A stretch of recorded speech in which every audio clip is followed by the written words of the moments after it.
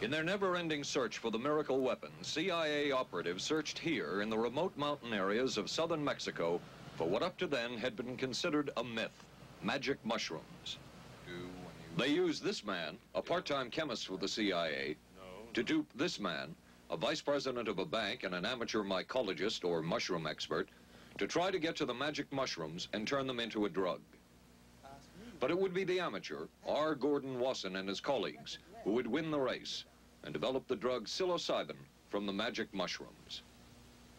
We went into the Mazatec area, far from the highways, remote from Mexico City. There we found that rotten bagasse, as it's called, bagasso, covered with mushrooms. These mushrooms I didn't know, had never seen. They were the sacred mushrooms. Wasson would also discover and record the ancient mystical rites of the mushrooms from a local shaman or magical priestess, Maria Sabina. And we were seeing incredible sights. They would go slowly or they would go fast as I ordained. All your senses are rendered acute. We say that you see visions, you see hallucinations, but that doesn't begin to tell the story. The hallucinations are only part of it. You hear sounds, you smell things. The night was thrilling. Word of Wasson's discovery reached the CIA quickly. Dr. James Moore, a University of Delaware chemist, secretly served the CIA preparing deadly chemicals on short notice. Moore was instructed to get close to Wasson and accompany him on another trip to Mexico to get the magic mushrooms. Internal documents show the CIA felt a drug derived from the mushrooms could remain an agency secret. What in the world were they looking for with the magic mushrooms?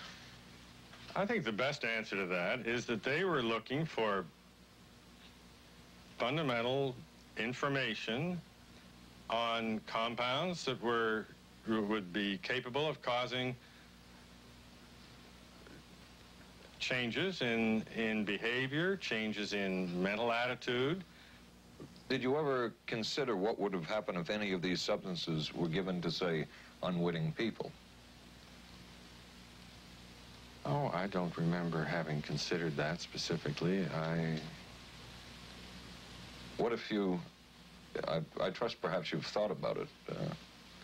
Well, I haven't worried about it. Your question again, what would I have thought had I known that any of these substances would have been given to unwitting persons? You mean a hostile agent of another government? No, I mean think that was probably one of the things they had in mind. I mean testing it out on an American citizen. I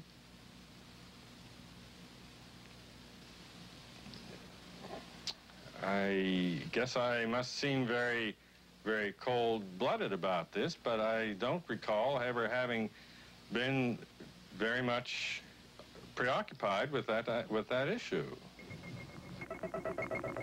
But many drugs were tested in this way.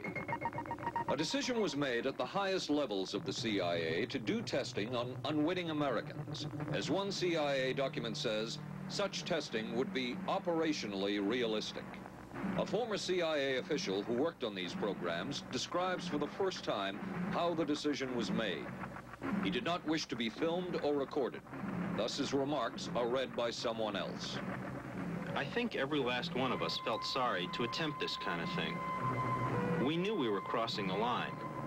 Every decent kid knows he shouldn't steal, but he does it sometimes. We knew damn well we didn't want anyone else to know what we were doing. The decision was made to do testing on unwitting victims. It was decided they should be on the fringes of society because they were most vulnerable. It was the borderline underworld, prostitutes, drug addicts, and other small-timers who would be powerless to seek any kind of revenge in case they found out.